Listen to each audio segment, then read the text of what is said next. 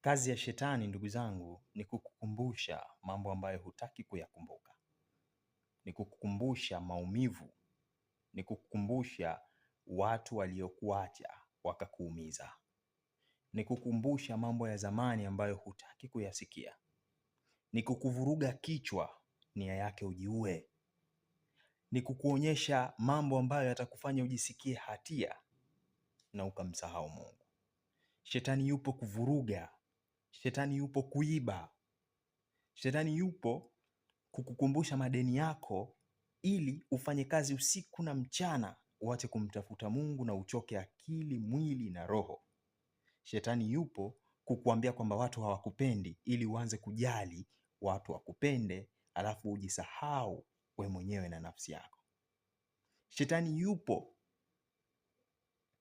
kukukumbusha na kukupa magonjwa ili mradi imani yako ipungue kwa Mungu. Lakini leo nakukumbusha kwamba Mungu ni mwema. Mungu anakuwazia mema. Leo nakukumbusha kwamba Mungu ni mwema na anakuwazia mema. Usikubali shetani akuharibie maisha.